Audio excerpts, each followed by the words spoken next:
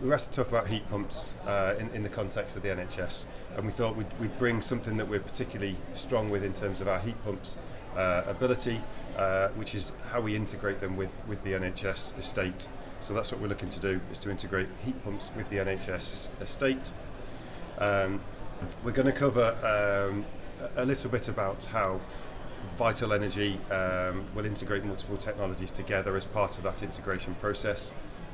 We look at, let's say it's a time frame based exercise, so we're looking at being a decarbonisation roadmap partner. It's a bit of a cliche term, apologies for using that, and somewhere in here we will have a graph that's got a little road going on it and things pointing at it, just like you've probably seen a lot of times already. Really the focus of these slides is on getting value for money. So there is an obligation for the NHS to decarbonise, and we think that there is a place for heat pumps in that decarbonisation journey. So there is an investment to be made in heat pumps.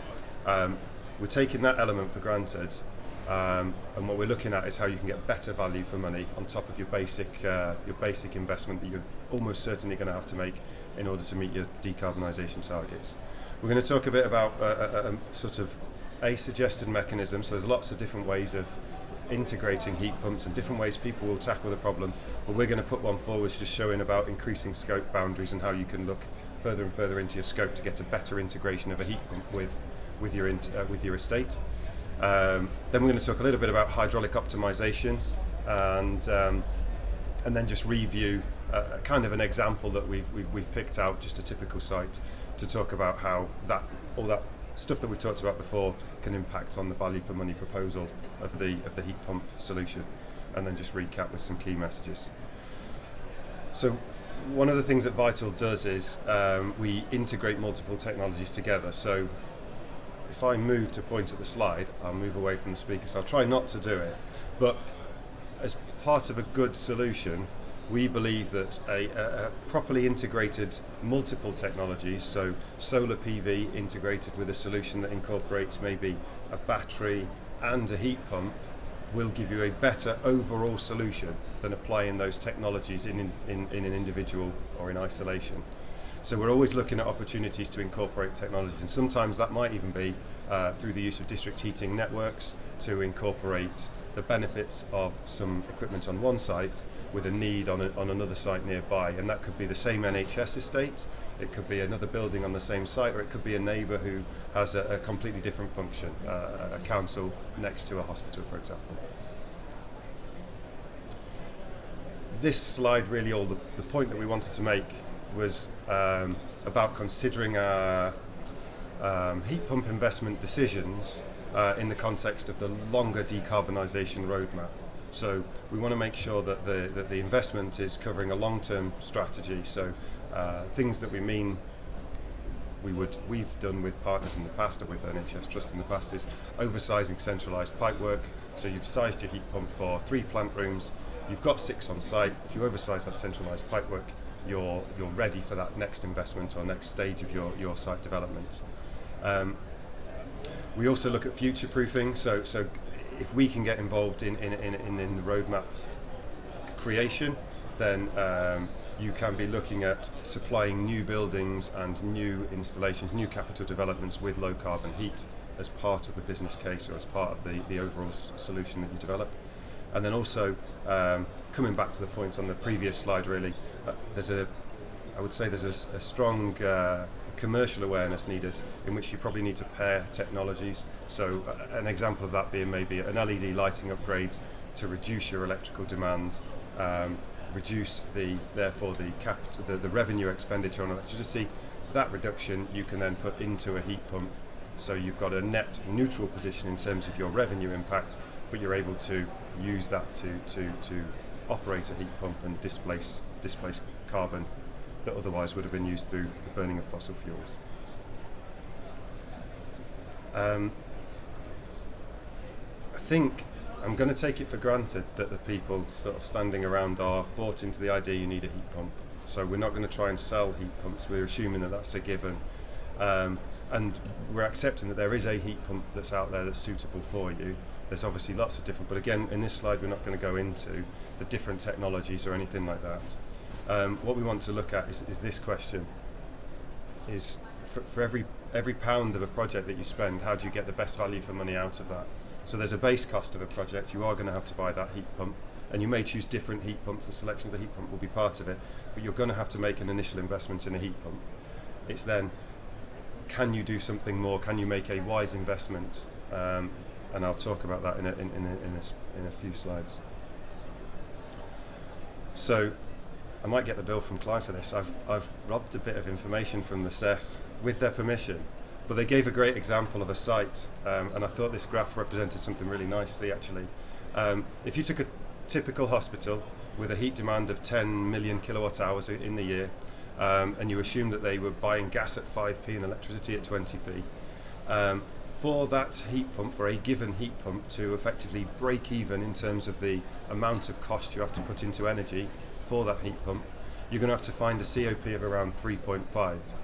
Now, not more than 20 minutes ago, I just received a stout challenge on that, of the availability of that. There are people in the room who will tell you heat pumps can deliver higher SCOPs than that, but I'm going to, for the sake of argument, scale back our ambitions a little, just to prove a point really. So in terms of scaling that expectation back, what I'm saying is there's some, well, go on. Point to this graph here. So the graph shows 4 different lines which represent different heat pumps. And if you look across the bottom, what they're doing is showing that as the return temperature decreases, the return temperature from a system decreases, the COP of the heat pump goes up. It gets more efficient. The coefficient of performance goes up, it gets more efficient. The difference, and using this graph, we're saying a realistic improvement would be from the bottom line, which is around a COP of 2.5. So I'm going to call that a basic installation. It's a starting point for this presentation. You can realistically get up to COPs of, I'm going to be conservative and say just 3.25. So it's well within the bounds of this graph, this up on height. And the takeaway from that, which ties back to the previous graph, is the difference in energy cost for that typical hospital site per year would be nearly £200,000. So if you can find a way of moving your COP from 2.5 to 3.25, I would argue a modest improvement, then you can save £200,000 a year in that typical site example. Now, what we want to do, and then tying that back to the longer term objectives, so that carbon roadmap partner point, if we're considering our solutions in the long term, so they've got to deliver at least until 2040, but for the argument's sake, let's say until 2040, you've got 16 years of spending nearly £200,000, and that money is going out to your electricity supplier. We're suggesting that wouldn't it be better that that money is invested back into the NHS estate? Approximately £2.9 million over that term is invested back into the NHS estate as part of a broader scoped project, which is delivering additional benefits to the trust, rather than it just leaking out year upon year into the electricity suppliers' pockets. So, unfortunately, there's effort required to move that line from the bottom line to the top line, though, and that's what we're going to talk about in the next few slides. There's just another point about looking to address backlog. So it's a common message. It's a message given to us by Simon Corbyn from central government, that really they're trying to target, and it ties in exactly with the PSD-S3 applications that have just been going in. They want to tie investment and decarbonisation into addressing backlog maintenance issues. So again, that's something that we would look at as part of a fully integrated solution. So just bear that example in mind, our 10 million kilowatt hour site, and the hopeful target of reaching 3.5 COP. So we're going to talk about a concept of increasing scope boundaries as a mechanism for looking at ways that we can improve the cost effectiveness of the money that we spend. So the most basic boundary you can consider is to just consider the technology itself. A typical example of where you might do this would be if you've got a standalone building and you're just looking to simply integrate a heat pump into it. At that stage, that's the most simple type of integration with an NHS estate you can have. The technological considerations that you have to think about at that stage are the planning approvals you might need, any improvement to your existing infrastructure electrically. There'll be practical considerations like the actual space you need to find. Is there sufficient airflow? You're not starving that heat pump of airflow if it's an air source heat pump. Or if you've got the appropriate ground for a ground source array if it's a ground source heat pump solution. There are technical considerations like the type of refrigerant you use. Does that have any knock-on impact? Do you need, is it a flammable refrigerant, for want of a better description, or as an example? Do you need to put a fire system in there as well? And then ultimately you can't even design that most basic solution without looking over the fence at your primary distribution network. So, excuse me. If we increase our scope boundary, we increase the scope for potential of improving our... thank you, Lorna. Is that for me? That's really kind, thank you. You increase the potential to improve your integration with your site estate. So this will be where you're looking at putting a heat pump maybe alongside your existing... Thank you. Alongside your existing LTHW boilers, just as an example. And the additional benefits you'll be receiving in that example is you'll be optimizing your primary distribution system. So you might be operating your pumps differently, reducing your return temperatures, and you're starting to make that first step towards improving your COP and getting some of that £200,000 back into the project overall scope. The technical considerations down the side for that basic optimization are you've got to also think about the multiple areas that centralized system serves. You might have to integrate with those main boilers that you're alongside, so there's a few more things to think about. And then you've also got to be mindful of the secondary distribution system that this primary system is connected to. So if we then move our scope boundaries further and start thinking even more broadly about how broad a scope this is, so we've gone well away from just a heat pump now, we're now starting to think about the real estate and the impact it has on the much broader estate. At this level we're starting to think about air handling units, heat emitter upgrades, so things like radiators as well. And we're looking to reduce site-wide system temperatures. It's starting to get complicated now as well, so we need hydraulic modelling of the wider hospital system to be able to make changes to that secondary and primary system without impacting the end user. So whatever we do, we don't want to impact that end user or make the patient experience any worse. So in this example, we're now starting to, by reducing our secondary distribution temperatures, we're now also reducing those primary distribution temperatures further, and again starting to eat into that delta between the two COPs, and again claw back a bit of the revenue we would have lost back into the NHS's pockets. And finally, if you're going to this level, you've got to be mindful of the end user requirements. I'm going to call the last slide complete integration. If you've hit this, you've hit nirvana potentially. You know, your entire system is integrated all the way from, you know, the patient coming in and being in a ward to the clinician in their office, as well as everyone else in hospital. But you can do this in parts. It doesn't have to be the whole hospital. You can look at some areas in isolation. So if you've got a simple example of this would be, you've got a very old building. I think there'll be lots of hospital estates have an old building that's their least favourite, perhaps. It's the most drafty, it's the one nobody wants to work in. If you can reduce the drafts in that building, the people within that building will be more comfortable, the demands of that building will go down, and you can probably operate your room temperatures at a lower set point. So you've gone all the way to that point. And window draft reduction is a really easy example, but it's exactly the kind of thing we're talking about. It will be further enhanced if you're doing room renovations or ward renovations. If you've got a behavioural change programme on site, you know, instead of everyone sitting in their office in shorts and t-shirts, they bring a jumper to work. You know, there'll be real world changes you can make at the user level that will improve that system. And ultimately, if you're doing that then just cascades all the way through that and improves that COP to the highest level you can really get to. So, sort of summing up that approach, if you can increase your scope boundaries, and it's not applicable across the board, it's just one model of looking at doing things. But the suggestion from ourselves really is that you do get an increased longevity of your solution. So you're incorporating it with multiple different aspects. You may be able to benefit from scalability. So good old classic economies of scale. Instead of 10 1 megawatt heat pumps, you might install 2 5 megawatt heat pumps and improve your economies of scales of your projects. You've got better integration with your decarbonisation plan by looking further ahead and looking at how you're going to decarbonise that building in the future. If you are aware of that and incorporate it into your solution, you've got a better all-round investment or better value for money. The disadvantages are there's definitely more upfront work. There will be a longer design period, and naturally, if you've increased your scope, you've increased your capital outlay in the first place.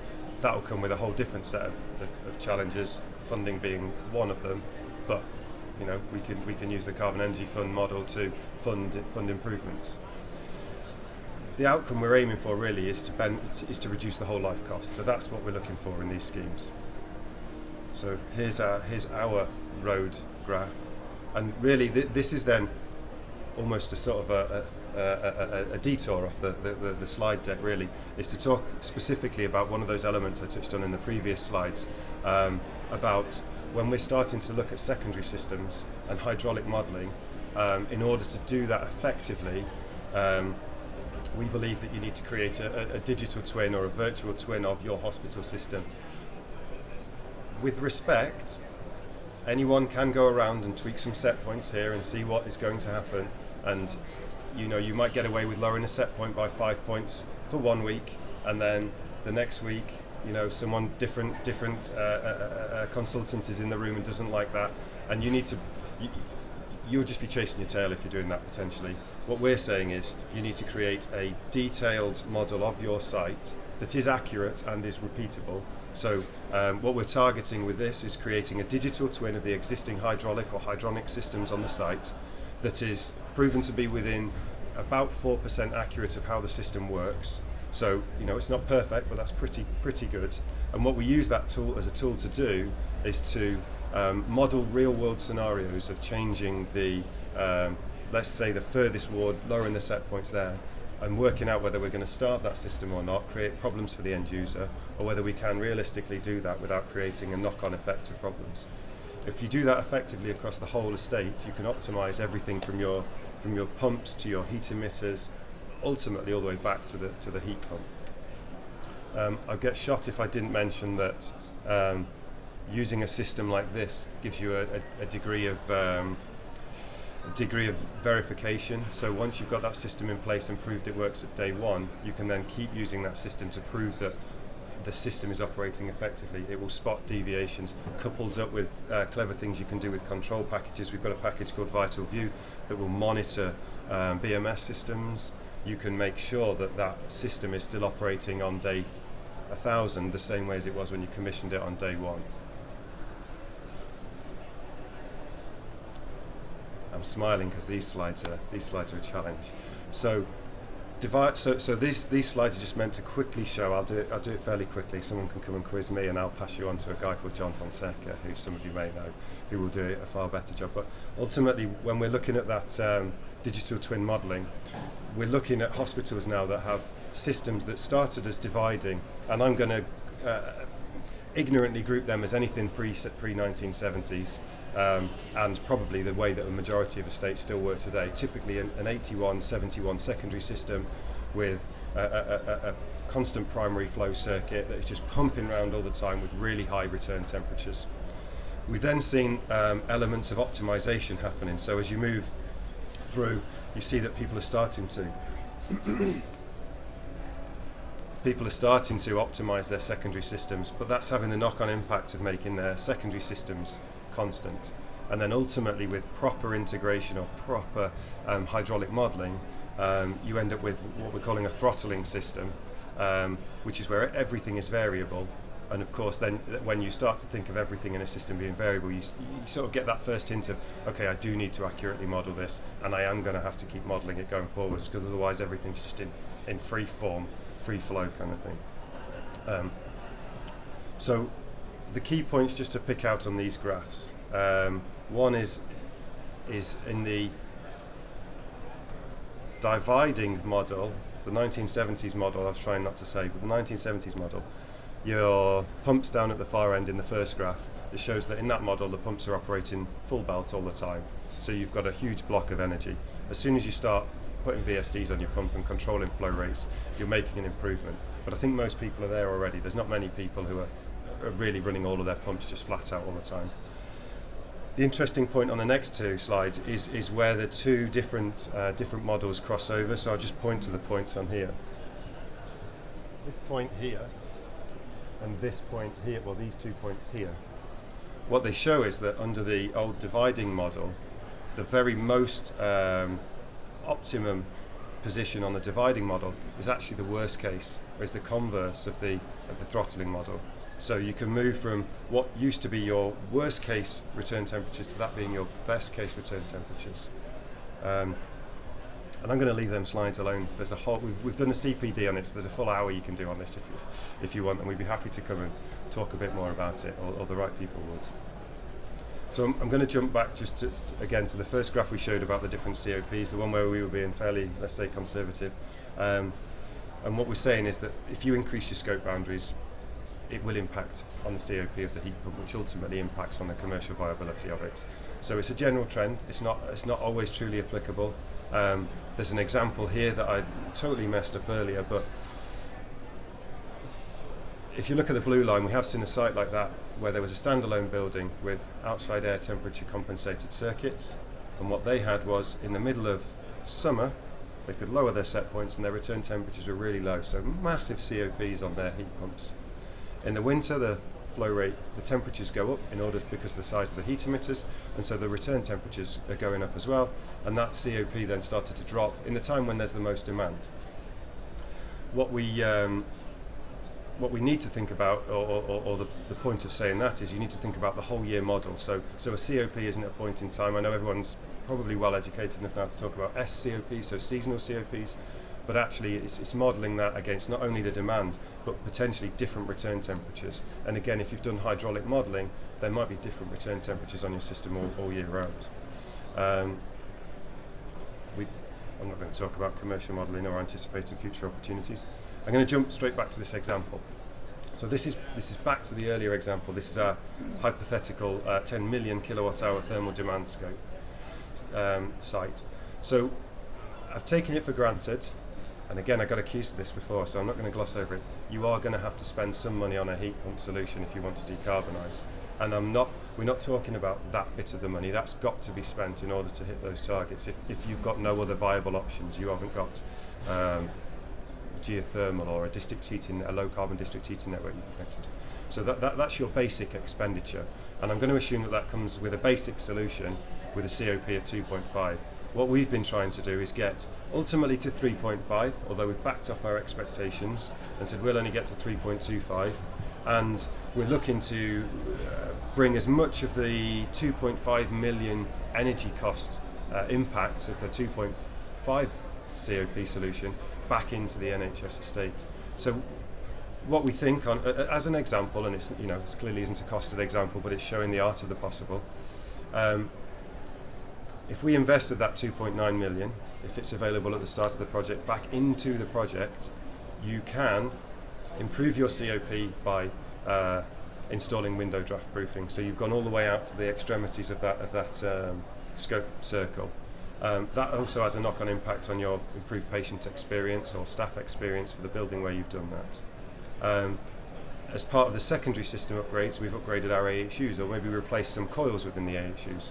So you've made a backlog asset replacement, because we're going to assume we've focused that effort on the ones that are end of life anyway, although there's nothing stopping you doing it with ones that aren't end of life. We've optimised the distribution, the primary distribution system, and those AHUs. So as part of that AHU upgrade, they are ever so slightly more efficient. So we've now got a reduced energy demand. So we've made another benefit to the trust out of that 2.9 million investment. And then what we're supposing in this scenario is that, okay, we accept that we couldn't hit that break-even COP, but in order to make our commercial position, or the ongoing revenue impact for the trust neutral, we've invested in a small amount of solar, which is generating, in this example, about £40,000 worth of electricity demand a year. So if you've got the space, again, that's a realistic model. And that's a model that we've put forward on a number of sites, pairing solar up with heat pumps. And I think across the course of the last 2 days, lots of people will have become familiar with that potential. So what we're saying is, if you haven't got the money, there's nothing to criticise anyone for making that basic solution. There will be an obvious impact in that money will be leaking out into the electricity supplier's hands over the course of 16 years up to 2040. But you will have decarbonised your heat. You will have achieved that objective. But if you can increase your scope boundaries, you can look a bit further afield. You can make additional investment that brings more than just a pound for each pound spent. It offsets that 2.9 million and delivers these additional benefits as well as. So there's a lot of opportunity for improvement there.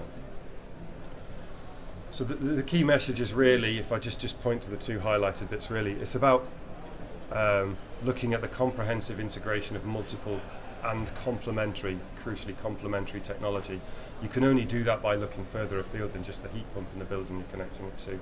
And then the other aspect is looking at that roadmap to 2040 and bearing in mind that the decisions you make today are going to have a knock-on impact, and you really need to be thinking about all of these heat pump investments as an investment to get you to 2040. So thank you very much all for listening. End of the slides. So what's Thank the you. question So you don't want us to ask? what question don't I want you to ask? What if, well, go on. We spoke to an NHS trust earlier. She said, I don't have any more electrical capacity and I don't have any space and I can't install solar. So don't ask me what we're going to do there, because I don't know yet. We don't know. So it is different for every trust. And a lot of this does, I would say, when you talk in general terms, is presenting an ideal situation. I think you've got to cherry pick some of what we talked about, so in some areas you might go all the way down that integration curve. In other areas you can't do it, it's not cost effective to do it. Of course you can do what you want, it's not cost effective to do it. So yeah, I'm not going to tell you any more questions. Well, we found the Victoria line runs underneath that hospital and it's a hot spot. Oh, okay. Alright, see, they learned something exciting there. Okay. No, has anyone got any questions? Because if you have, Patrick's ready to answer them. Go on. Sorry, Vital Energy have invested in a specialist heat pump team. We've got a team of 10 technical experts in heat pumps, and Patrick is the technical director of that team. So if you want to know anything about a heat pump, to whatever degree of depth you want to go to, Patrick loves heat pumps. Lawrence does as well, actually, before he thinks he can hide behind Patrick. Yeah, no, absolutely. So yeah, no, if there's any questions, come and see us. And anything about integration, come and see any of us. Have you found trusts are sensitive to the variance in SCOP in terms of that commercial position due to the potential for that SCOP to vary? Yes. I mean, coming back to that hydraulic modelling, we have had to do that to prove to a trust in is it Yorkshire, West Coast? In Bridlington, that it is possible. They were very nervous about reducing system temperatures to enable us to hit those return temperatures, ultimately to hit that SCOP. And to an extent there, you were having to design to. They had an ability. They were lucky. They had land to put some solar PV in, but you have to design to the highest. They didn't have endless land to keep installing PV, so there came a limit. And you go, well, we can only make you this much revenue from your solar. Sorry. So therefore that's the amount we can put into your heat pump, and that drove to some degree how much effort had to go into reducing those system temperatures and improving that SCOP. So Well, who won the champagne? oh yeah, so for anyone on the Vital stand, there was a bottle of champagne. We've been inviting people to submit their details, and so the lucky winner from Spirex Sarco was Dean Stevens, so we've passed it on to his colleagues. hopefully pass on to him. Well, we'll maybe better email him to just check it gets through. But yeah, we're very proud to have the heat pump team joining us this in the last year from Hereford, so it's a new office for us for Vital, so exciting things. So, thank you. Thank you very much. Thanks very much. Cheers. Thanks, mate.